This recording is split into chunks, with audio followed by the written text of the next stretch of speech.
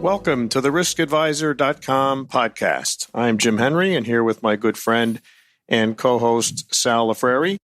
Today's topic is the evolution of connected devices from the old days of hardwired dedicated communications on into the Internet of Things and how the vulnerability of that Internet is now driving us to new standards. Today's guest joining us via Skype is Pierre Bourgex, who has spent 30 years as a global security consultant and innovator through his experience with the RAND Corporation, the U.S. State Department, ADT Tyco Security, High Security, Wallace International, Secure State, and Boo Needham. Currently, Pierre is the Chief Technology Officer and founder of ESI Convergent LLC. Welcome, Pierre. Hey, how are you? So, Sal, tee this up for Pierre. This is an interesting and very dynamic topic.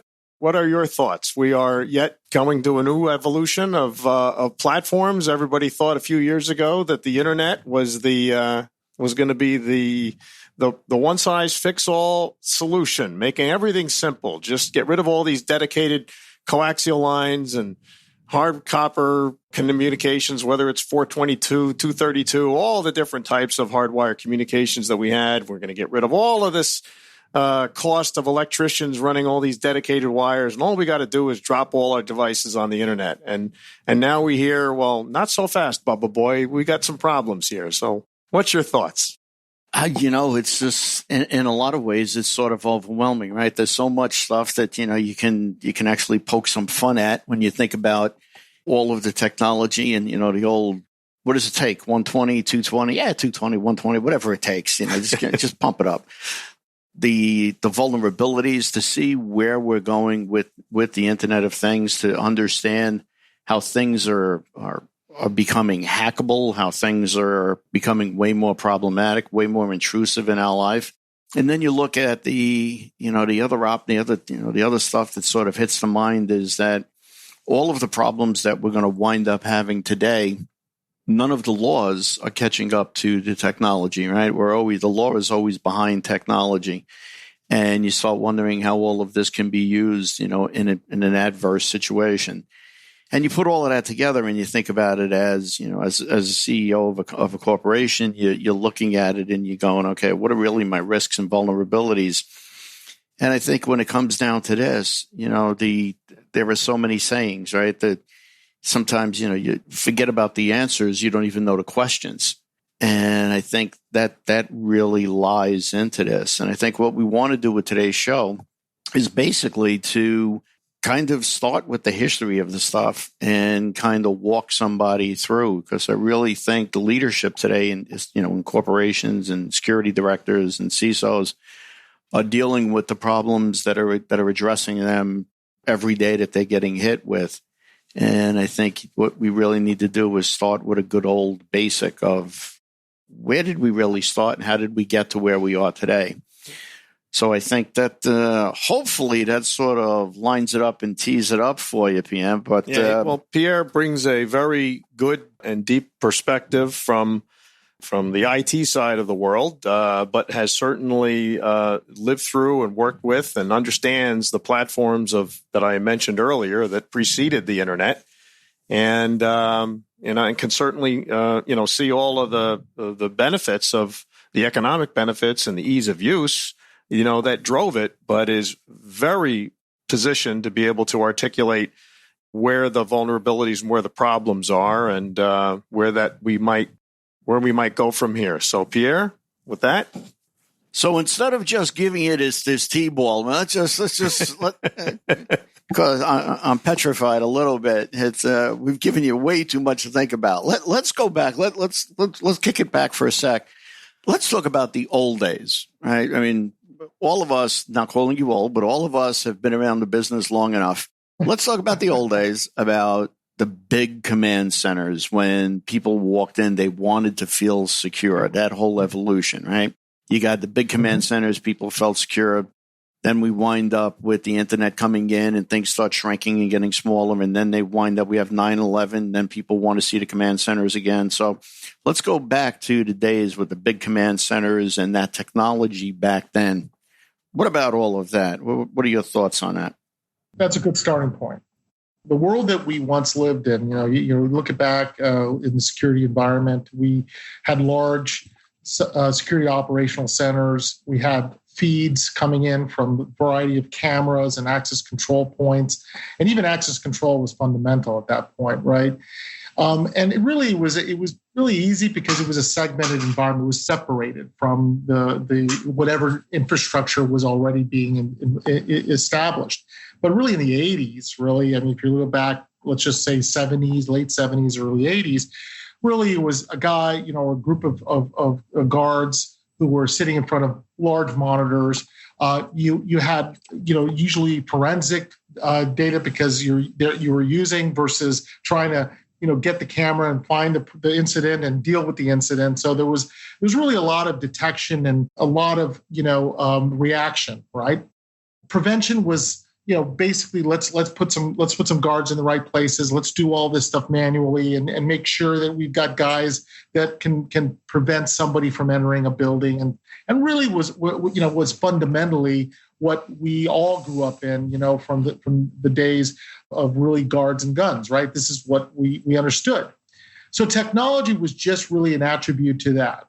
It was never intended to go beyond that until really we start seeing the development now of how easily it was able to connect other devices. Now, the operational environment where the networks were, that really didn't start until pretty much the mid 80s, right? And when you start seeing some of the technology in terms of communication systems and data, storage, and people starting to realize, what, we have to communicate by the internet. I mean, we have to start communicating in regards to emails. And really this starts in the 90s, right? I mean, we start realizing that we went from, storing data from an major IBM server to now, we start communicating. We have the birth of, Microsoft, the birth of Apple. So, this was all to help really streamline communications, right? Streamline the ability to get things done. Well, the reality is that physical security is going, well, you know what? We've got our stuff, right? We all are connected devices with coax, RJ59. We've got 232 connections, just basic serial port connections. And so we weren't really paying attention to what was going on that internet side because, frankly, that was for, data. That was for communications and emails. Nobody was thinking that this would never come, the physical security way, right?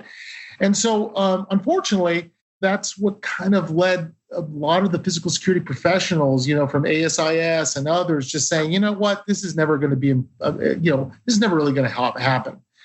So all of a sudden we get into the late 90s and, suddenly there's, the beginning of an IP camera, there's the establishment of an IP camera. And people are going, why do we need an IP camera? Well, because frankly, we've got an infrastructure already for our network.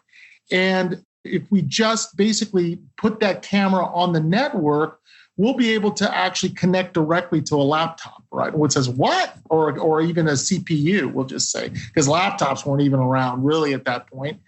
And so we start saying, wait a minute, you're going to connect that to, because here's the thing, right? So we get the beginning of companies like Brevo, and all of a sudden we start seeing, companies starting to create technology that allows maybe a HR director to connect with access control, right? And so all of a sudden things are beginning to change by the pushback, really let's say late 90s.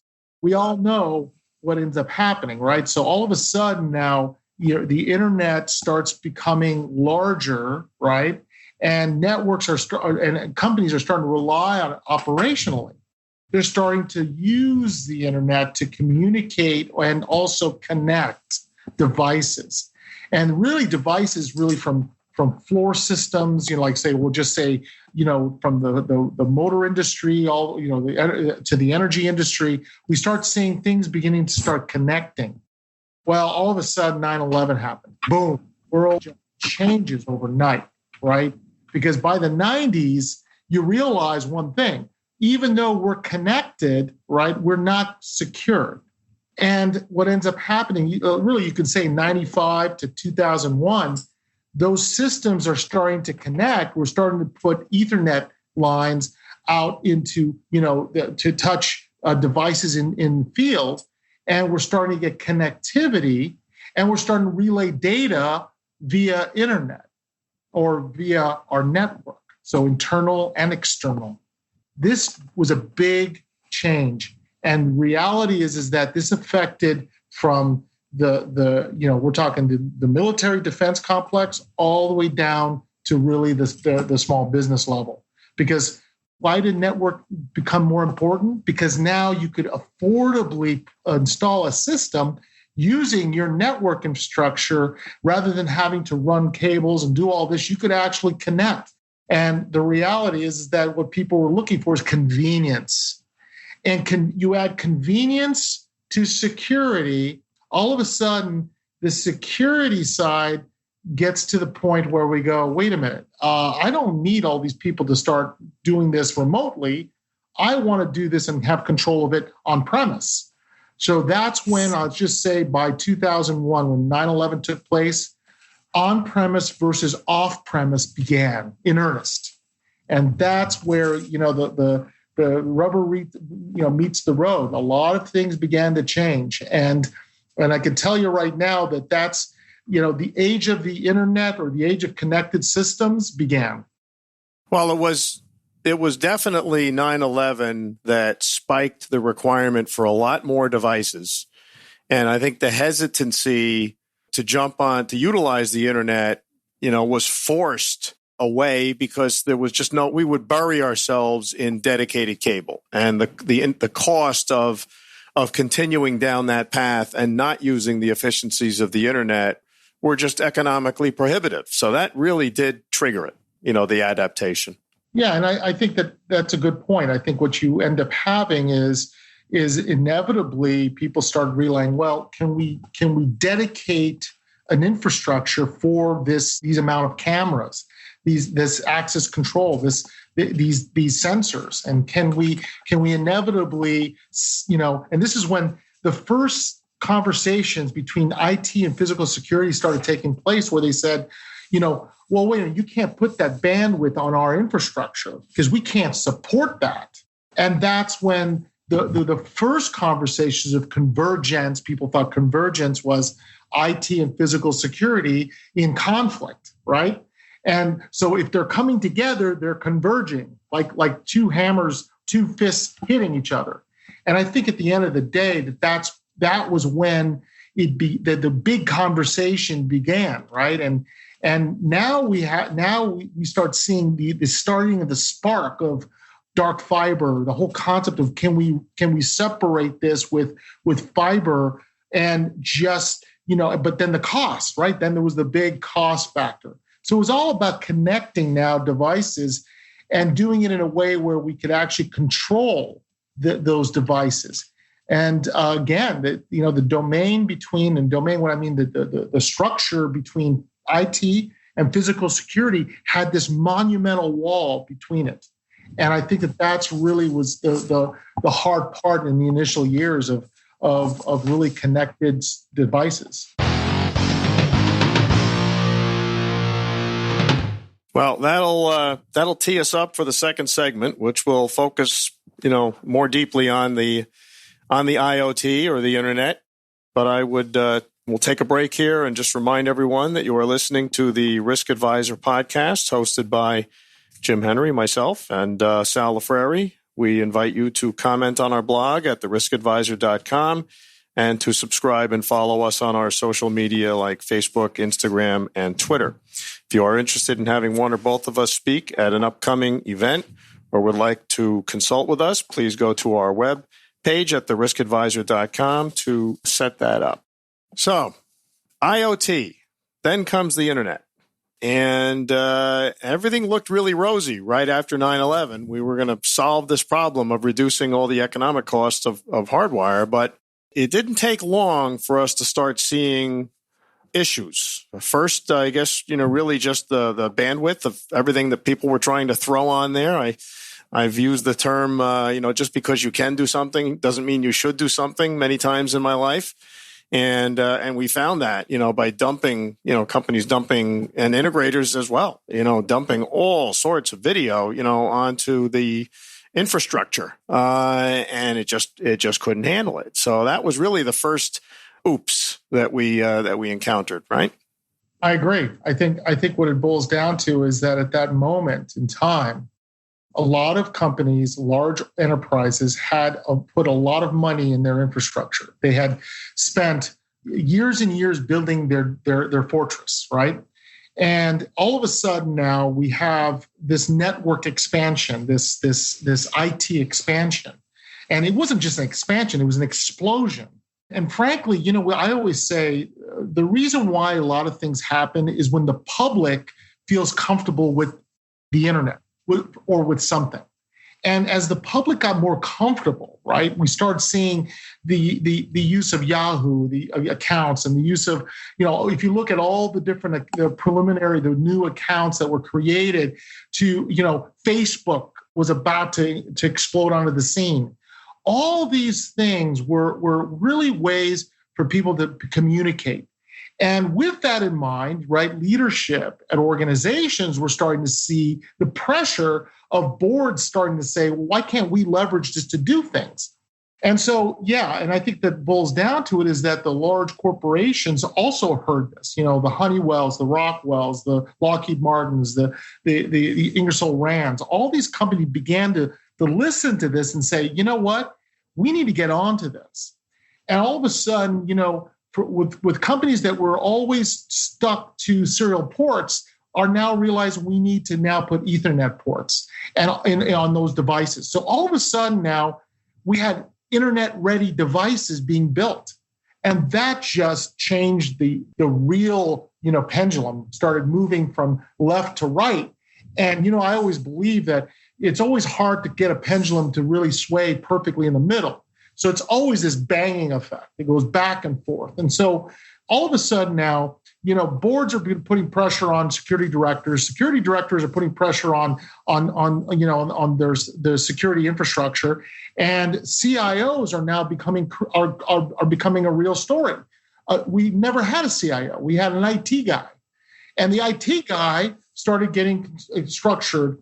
And so the convergence of telephony, right, or the telephone, and it becomes important as well because communication becomes important, right? So how do we see the birth of Cisco Communications, the birth of all these communication companies realizing that, hey, we not only have to control the internet, we also have to control, telephony and telephony. Always hard to say, but in terms of the actual ability to communicate.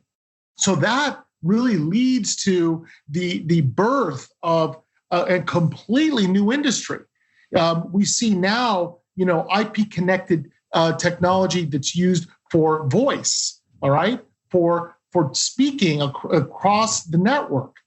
And that just basically blew the doors wide open, right, at that point. And this also leads, if you remember clearly, the old days, right, this leads finally to cellular communication, right? And that the initial birth of cellular communication. And so if you think about communication as a whole, we start seeing in the 90s and in the early 2000s that the proliferation of communication devices, be it sensors, be it cameras, be it we'll just say SCADA control systems. All of a sudden, we see all these things take place. And that's when really I think that if you see 2001, 2002, when communication was critical, right? The report on the 9/11 report clearly stated that the agencies were not communicating. And we're not just talking about guys picking up a phone. The systems couldn't communicate.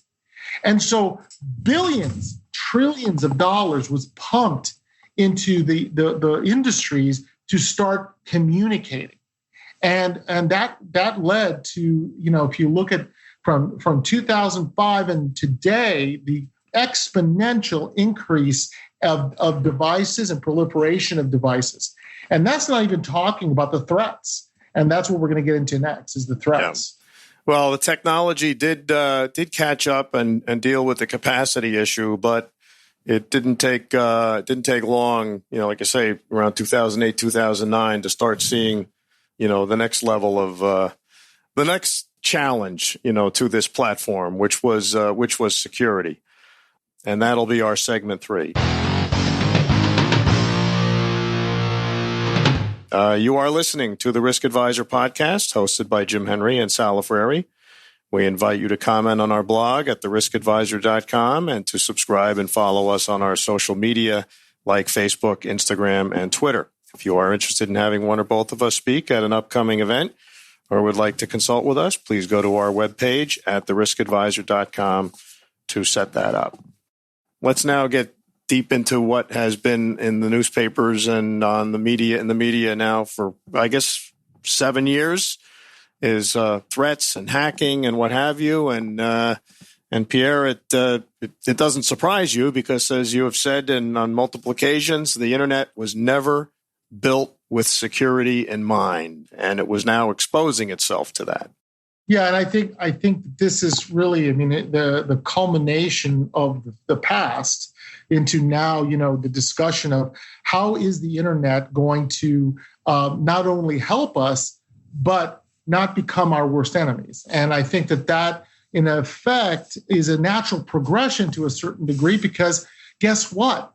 Why do we have security anyway, right? Security is to prevent people from doing bad things. Well, unfortunately, the internet was never created in its birth to really be secure. It was really just created as a communication tool. And that communication tool was basically foundationally what was being used to support everything that was being created to be connected. So connected means now that if I have Ethernet, if I have an IP address, if I have something tied to PKI or public key, I can now connect, right? I have something that allows me to communicate with a trusted in a trusted way. All right. Well, that was great. So PKI was created by the government in effect to help establish a communication path, right? That was at least we knew who it was. We didn't know if it was secure, but we knew who it was, sort of. So the point I'm making is this. Security from the standpoint of communication was never fixed. It was band-aided. It was band-aided by virtually every technology that started hitting the market because people, frankly, wanted to make money.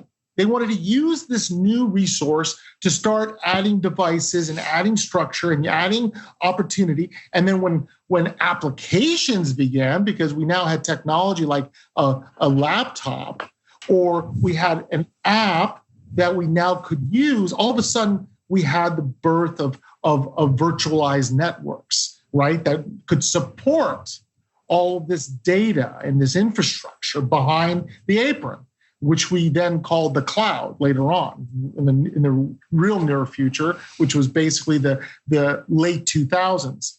So at the end of the day, the problem is as you connected these devices, the first problem was bandwidth, right? And we started toggling, we started creating, Cisco created something called a firewall. A firewall would be the first step in trying to stop bad stuff from happening at a connected device.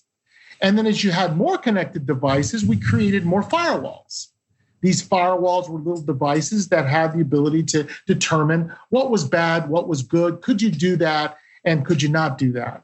And would start regulating, of course, the connection. Wow, we're just going, all right, well, this is cool. We can kind of secure it. Well, unfortunately, as we all know, the bad actors, we're all sitting there waiting. And at the end of the day, this leads to the birth of the perimeter. We created now the establishment of a perimeter. And the perimeter meant we had to prevent people from getting in from an internet-based environment, external threat. Now, that, if you really think about it, okay, that's probably as close as you want to get to a physical security. Well, yeah, we're trying to prevent people from getting in too. And so, so that started the whole path of creating process, right, for the internet. We started realizing we needed policy and procedures, right? We had to create structure quickly. Well, while the physical security world, we really didn't have structure. We just had, monitor, react, deter, detect, all that kind of wonderful stuff. ASIS would just, had their processes. You had your teaching of how to become a good guard, how to do good things. And frankly, that had nothing to do with the internet. But the internet, realizing that, this was the wild, wild west, and a lot of money was being poured into it, people were realizing, like Oracle, hey, we got to create processes. We got to develop structure. So all of a sudden, the big four, Price Waterhouse Cooper, Deloitte started getting in the game and realizing we got to help make these happen for our clients, because we can't just have accounting. Can't worry about business, profit and loss. We got to worry about how do they use the internet, and because that's a big problem if we don't do it right. So that's when a security director was created. And really, at the end of the day, we're talking about an IT director, internet technology director, was involved in defining kind of what that looked like. What was the architecture now? How do we structure this so that we can secure it? So because that basically, now we got all these devices and we don't know what to do. So that basically brings back in all of the costs that we thought we were saving by the simplicity of the internet, eliminating all of the hardwired, dedicated cabling.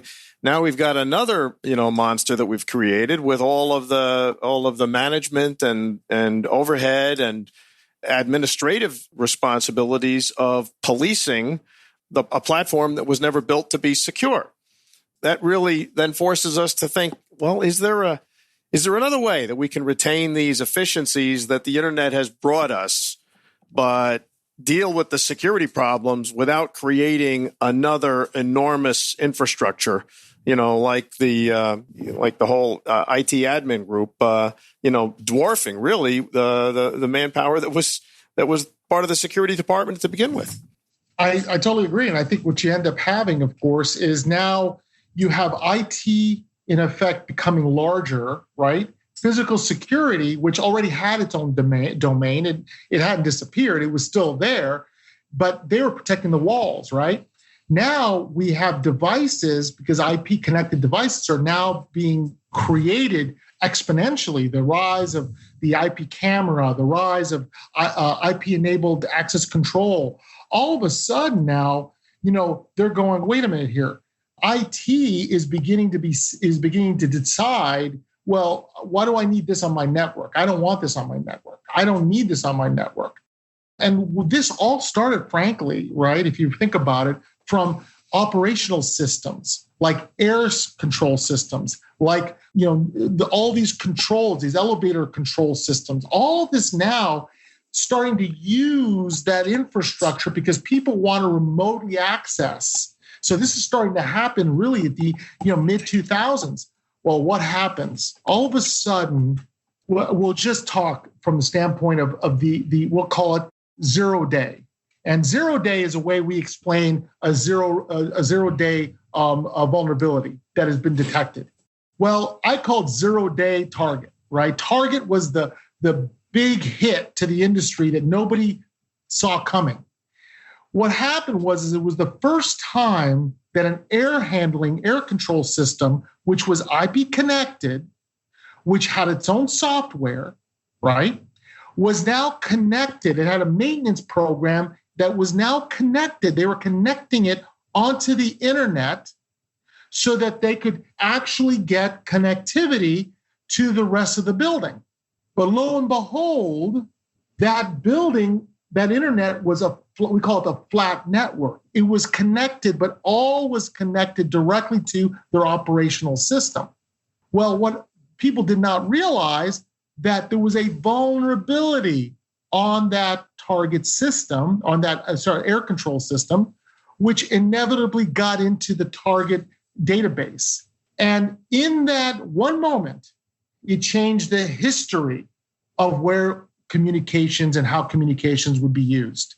And this is what started when in 2001, after 9/11, NIST was created, which was basically the organization for the government to support technology or specifically IT, right? Building frameworks to make sure everybody's doing the right thing. Guess what? At that moment, the world just realized that, wait a minute, this data breach just took thousands of credit card information from the target storage of data, and now was basically on the market, meaning was on, we call it the dark web, where anybody could buy it. And they were selling, we call it credentials for $1.50. In those days, $1.50 a credential. Now it's a lot less, but in those days, it was expensive. So there were people making billions of dollars on that. And that was the beginning. That really, I could say, was the beginning of where we are today in terms of, oh my God, we've got to separate infrastructure. We've got to create more secure communication. And now you have the organizations starting to realize across the board that, wait a minute, we're vulnerable. And this just exploded because now you have nation states. At that moment, we had hackers were just one guy, two guys, friends, and they were doing malicious activity. It was the beginning that people realized they could get paid for data. I think we're going to leave it right there and sort of wrap this up. We want to thank Pierre for joining us via Skype today. For those of you listening, we will have a second show with Pierre on talking about convergence issues and sort of picking up where we left off. So with that, we want to remind everyone that you've been listening to the Risk Advisor podcast hosted by Jim Henry and myself, Sal Lafreri. We ask you to subscribe to the show, like us on our social media sites like Facebook, Instagram, Twitter. If you're interested in having one or both of us speak at an upcoming event or you'd like us to consult with us, please go to the webpage at theriskadvisor.com and you can set that up there. Also, if you happen to know someone that would make a great guest or you think that there's a topic you would like us to cover, please, again, go to the webpage, contact us, theriskadvisor.com, make the suggestion. We would love to hear from you, as well as if you have any questions for us or our guest. And remember that you can hear the show on your favorite podcast platform, YouTube, and, of course, stream it at theriskadvisor.com. Thanks again for listening, and we hope you tune in next week.